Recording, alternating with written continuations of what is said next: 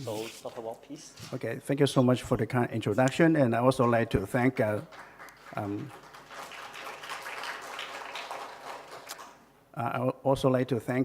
Au and the organizing committee for the invitations to this meeting. I want to change gear a little bit in this talk. It's really about medical physics and proton beam therapy in particular. Okay, so how can I get the slides all going? Okay, oh, good. So the topic of my talk is a bit of a, like a mix-up, in the program. It's supposed to be the clinical implementation of proton beam therapy, pencil beam scanning with breast aperture. So it is a progress of what we have been doing in the last 5 years. Our facility has started treating patients more than 5.5 years ago. So every year I have the opportunity to come back and to give the update of how we developed proton beam therapy in Seattle. So first, I'd like to bring your attention about this recently published paper. It is a randomized trial on a late-stage lung cancer patients looking at the clinical efficacy for passive scatter-based proton beam therapy against IMRT. And this trial actually published just a few months ago in the Clinical Oncology. So the primary endpoint of this study is to look at the grade 3 or higher radiation pneumonitis and also local failure. And the conclusion of this study is as follows. The passive scatter proton beam therapy did not improve dose volumes indexes for lung, but did for heart. And as a consequence, so that no benefit was looked in the radiation pneumonitis and also the local failures after passive scatter proton beam therapy. And so in other words, this is a negative trial for proton. Okay, and also that there's some improvement in both endpoints observed over the course of the trial as well. And also there's a commentary in the same issue of that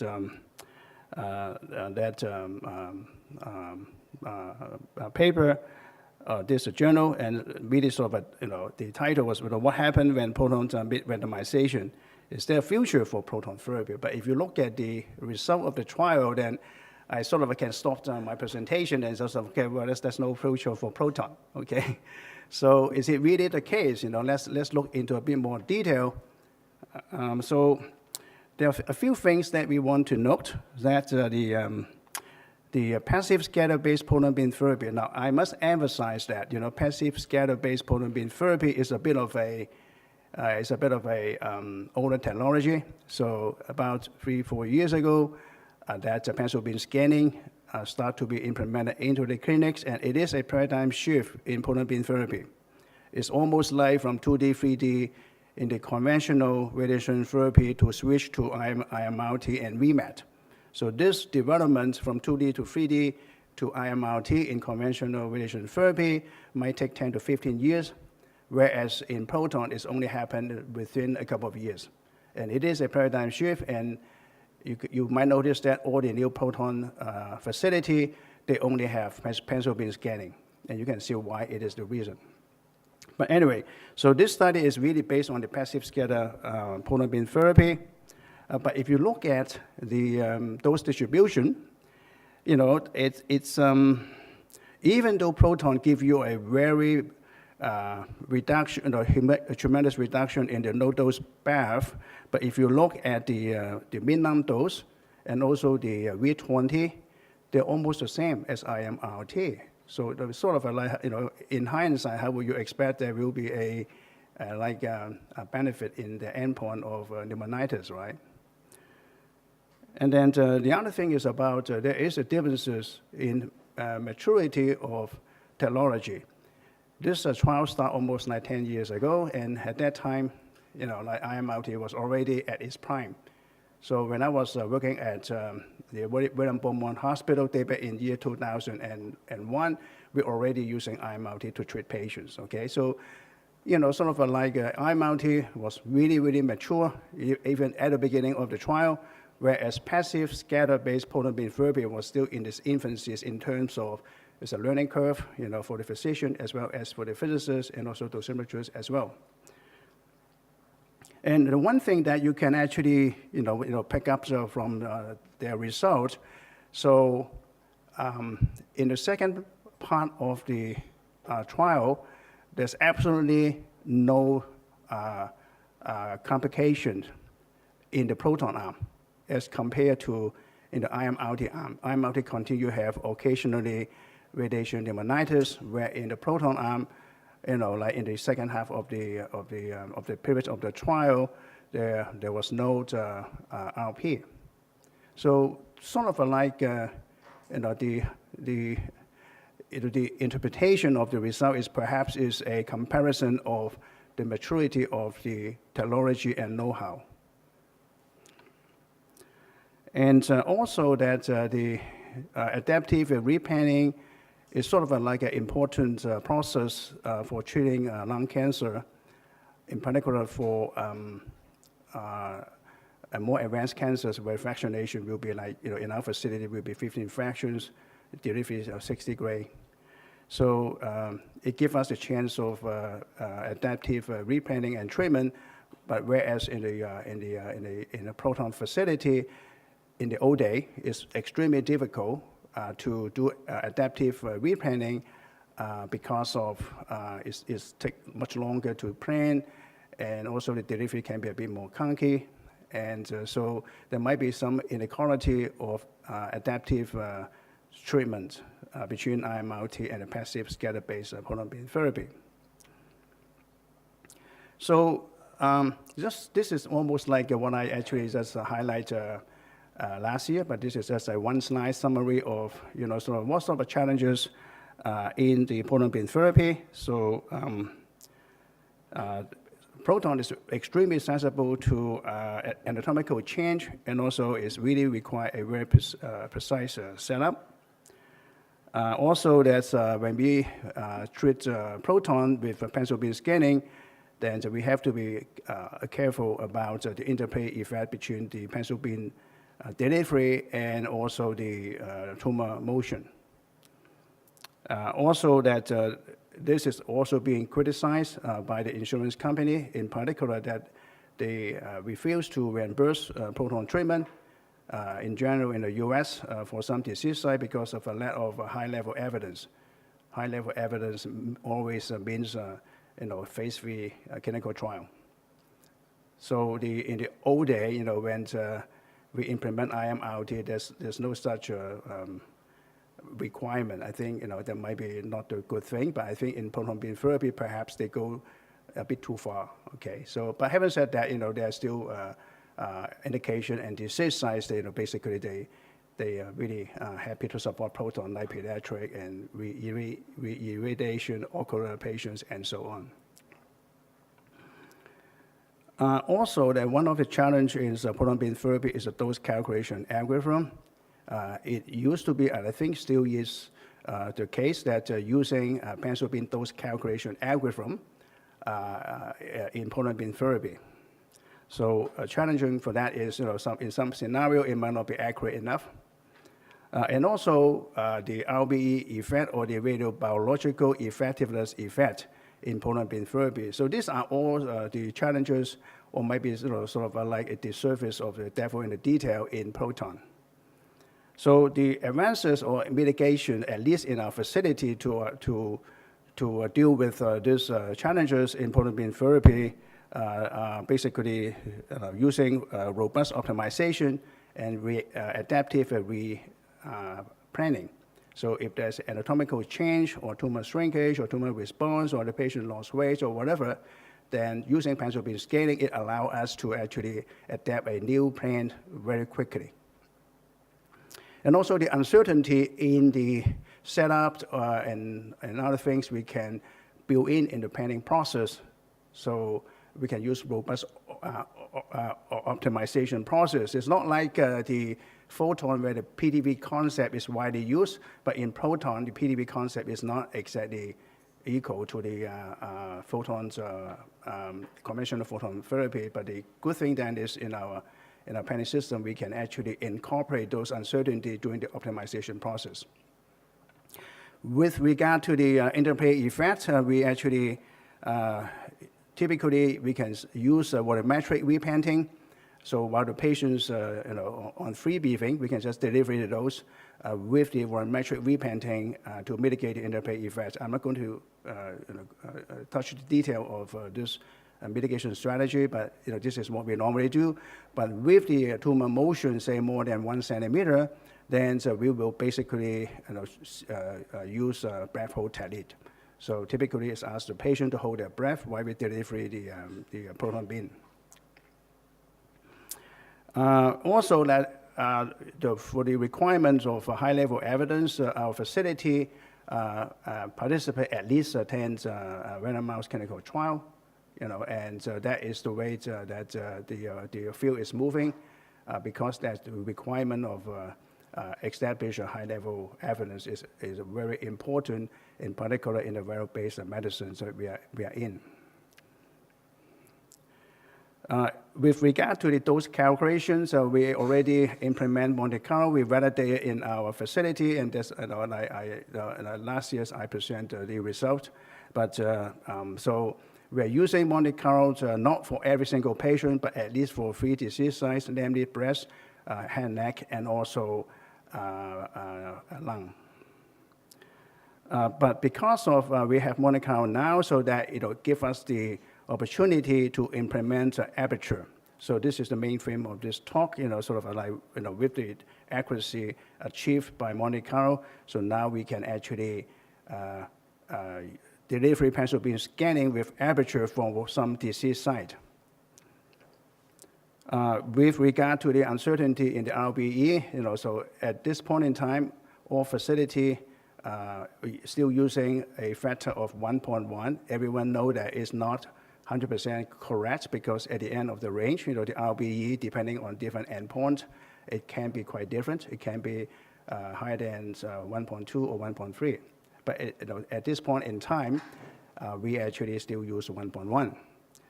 And then the good news then is that in our planning system, so we already have test version to do RBE-based calculation or variable RBE-based calculation. So at least that that basically can answer some of the questions about, well, the perception of using proton, there might be a high incidence of brainstem necrosis or brain necrosis. Would it be because of the enhanced RBE and also the uncertainty in the end of range? Perhaps, and perhaps not. So, but at least if we have a variable RBE calculation or a LET-based calculation, then we can at least sort of see whether this necrosis is in the same place as the enhanced RBE. So this perhaps will be my talk next year if I come back, if I got invited to come back. But anyway, so objective of this talk is basically, as I said before, is to use Aperture with a pencil beam scanning. The rationale of doing that is to reduce the penumbra. So the background is, just give a quick background of our facility and also how we characterize the PBS penumbra, and also the treatment planning dose calculation algorithms, validation, and share one patient cases, and also the clinical workflow. So this is our facility. In case that you are not aware of it, it is a 4-room facility, 1 gantry, 1 fixed beam room. Fixed beam room means that it's only 1 beam at 90 degrees, and 2 inclined beam room. Inclined beam meaning that we have 2 angles, 90 degree and 30 degree. And you might ask why we have this configuration. Our facility was designed many, many years ago, and this is a means to cut costs. So if you look at our facility for treatment room, it might cost over 120, 150 million to build. Nowadays, if you build a similar facility with the most state-of-the-art with 2 gantry, it might only cost, 45 to 50 million. So it's a tremendous reduction in cost in terms of the capital cost for the equipment. The workflow is also very different now because of the pencil beam scanning. So the learning curve, everything is cheaper. So at least that if you look at the cost effectiveness of proton beam therapy in terms of outcome divided by the cost, outcome, it might take time because of the demand of a high level evidence, but then at least the cost is tremendously reduced, both in the operational cost as well as in the capital cost. So the argument then for proton is too expensive, perhaps it's not valid anymore. It's not really for every single disease size suitable for radiation therapy, but for some selected cases, proton is really cost effective. So just again, so some background, sort of like on at the top left is the uniform scanning. Two of our treatment room, the inclined beam room, still using this technique. You can see that you need aperture and also you need a compensator. That the rationale of using the compensator is to conform the dose distributions to the proximal end of the tumor. And you can see that the beautiful of proton beam therapy is it doesn't have the exit dose. Absolutely no exit dose, okay? So this is the aperture, made of brass, and this is the wax compensator. The pencil beam scanning, this is the schematic of PBS, and that it is much more simpler, so that you don't have the conventional aperture and also the compensator. And you can also see that using pencil beam scanning is really sort of like you can just deliver the very dose in a very narrow pencil manner, voxel by voxel and layer by layer. And you can see the dose conformity in pencil beam is much better than in the passive scatter. One of the drawbacks of passive scatter-based or uniform scatter-based proton is even though it could have the conformity at the distal part of the tumor, but it doesn't have it in the proximal end. So the health tissue is actually irradiated at full dose. And so the conformity of the target for passive scatter is not as even IMRT. Okay, the only thing we can do that is using pencil beam scanning. So what is penumbra? So if you are in radiation therapy, it's exactly the same meaning. It's actually is the distance between the 20% and 80%. And so how we actually reduce the penumbra, in proton for pencil beam is very easy. We can just, put the aperture back. So we actually thought that we could get rid of the aperture, but now if you want to reduce the penumbra in pencil beam scanning, at least the current technology with our equipment that in our facility is we actually just simply put the aperture back in. And so this is a sort of a like comparison of a single field with and without the aperture, at the slides showing in the left bottom one is actually show a cut of this patient plant without with the aperture, and then just the top one is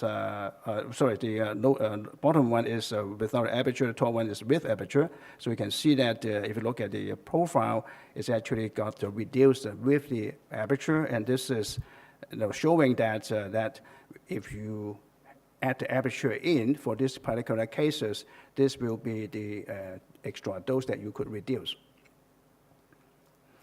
So we need to validate that before we actually use it in the clinics. So we look at a few parameters that typically encounter in our setup. One is the air gap, one is the depth, and one is the range shifter.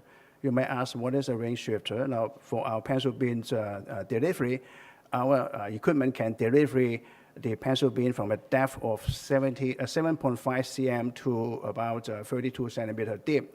Now, with that said, that means that what happened to the tumor situated, like superficially or near the surface, to do that, we need to add a range shifter. Say, for instance, if we want to treat from the skin to a certain depth, then we need to put a 7.5 centimeter water equivalent thickness of material so that we can pull the range back to the surface, and that device is called a range shifter. Okay, so for head and neck cases, for brain tumor, very likely we will need a range shifter, and also for left side breast. So how we did that in terms of validation, of course, with the panning system, we use a rate station. So we basically create some test pan in rate station panning system, and then we basically look at the pan number against the depth, and then with measurement and so on, and without aperture. So this actually showing the pencil beam scanning pan number against depth. So the first one, and at the top, showing the pan number against depth, and the one is with the chronometer, as shown in blue, and the unchronometer one is red. And you can see that immediately that there's a reduction in the pan number with the addition of the chronometer. So lateral pan number increases approximately linear with increased depth, and then the chronometered field, we have a pan number range from about 4 mm at a shallow depth of 5 centimeter to about 11 cm at a depth of 26 centimeter. And the unchronometered pan number, ranging from 7 to 11.5. So the pan number reduction is at highest at shallow depth. Also at a depth of about 20 centimeter, there perhaps is no benefit of using the aperture because of, as you go deeper, the in-phantom scatter or in-patient scatter start to dominate. So that added chronomation will not have any benefit. So for instance, if you want to treat prostate, absolutely we don't need an aperture with a pencil beam scanning. So how about air gap? So for hand neck cases, sometimes we want to actually put the range shifter as close to the patient. Maybe not more than 5 centimeter, but sometimes we have collision issue with the patient's shoulder and things like that. So one way of avoiding that is to put the snout a bit further back, and that will increase the air cavity, okay, or air gap. So that we actually look at the pan number at a certain depth with related to the air gap. So we actually choose a few air gap and look at the pan number at a certain depth. And this actually showing that, so at a depth of the first one at 7 centimeter, so the reduction of pan number is still there, but then as the air gap increasing, then the reduction is not as good. So that's the reason why we want to actually treat patients as close as possible with the setup to minimize the air gap. And we also want to validate the treatment panning system. The pan number calculation is not as easy, because we want to make sure that what it calculates is correct. Now, going back to your IMRT or your photon plan, one of the drawback of the pan number in conventional X-ray based or photon based, the exact pan number expression or calculation in the panning system is not as accurate as we would like. So that's the reason why when I was still doing X-ray based therapy, and some radiation oncologists, say for breast treatment, want to really match the junction, or if there's any junction based on the treatment panning system, it's good on the plan, but usually I will not trust it 100% because of what you see perhaps is not what you get, in the conventional dose calculation of the pan number. But whereas in our pencil beam scanning, because we have Monte Carlo and we want to validate it, what we see is what we get from the treatment plan. So this is really sort of it's needed. And of course, we use film-based measurement. And on your left is the film that we measure, sort of from the irradiated field. On your right is the panning system. And you can see that the result is really matching very good. And what it was calculated in a panning system in terms of pan number match with what we measure. So in terms of workflow, that PBS QA or patient-specific QA is exactly the same as IMRT or VMAT. So basically, you have a treatment plan before patient treatment. You do a IMRT or VMAT QA in your photon setting, whereas in Proton, we were just doing a patient-specific QA, almost exactly the same equipment. For patient-specific QA, if everything's good, then we start the patient's treatment after the physics check. Whereas if we have a PBS insert into the process, of course, we need to manufacture the Aperture is manufactured in-house. But after that, we also need to do the QA as well. So it's a one-act process, and also it takes time, typically at least half a day to mill the Aperture. This is an example of the patients that we treated recently. In fact, this was our first patient for the right orbit. It's a HPC cases. So the prescription is 59.4 gray RBE, delivery in 33 fraction. And so on your right is without Aperture. On your left is with Aperture. You can see that, sort of the penumbra or the isodose are nice, got squeezed a little bit. But one thing you might notice that, this is a free-fill tablet, and you don't see any dose to other part of the brain because there is no exit dose. That's the beautiful of about proton beam therapy. And so this is the DVH comparison, and in the table below, you can see the reduction of the right eyes dose as far as the mean dose goes from 27 to about 22, and also the NAND dose from 50 gray to about 5 gray, and the max dose, again, for the right lens reduced from 21 gray to about 9 gray. So in conclusions, Aperture can be applied to pencil beam scanning field to reduce natural penumbra. And this reduction in the penumbra can be used to spare critical organ. In particular, that is very dear to the critical structure. Might be even for chordoma, because for chordoma you need to deliver, at least 70 gray, and that will be perhaps another indication and site that we will actually use the collimator with PBS. And the benefit of using Aperture depends on multiple variables, such as the number of treatment field. So if you have a more field, so there might be the benefit is not perhaps that great as compared to using a single field. And also depending on the depth of the target, it's really for a superficial tumor or the tumor, up to about 15 centimeter. So again, as I said before, deep-seated tumor, there's no benefit of using Aperture with PBS, and also the air gap as well for hand-neck cases, because we might have to extend the snout to avoid collision with the shoulder, for example. So that and there's a price that we have to pay because the penumbra will be wider. And but in proton, penumbra with PBS has to be calculated with Monte Carlo dose calculation, and Monte Carlo calculation is a routine use in the clinic in proton.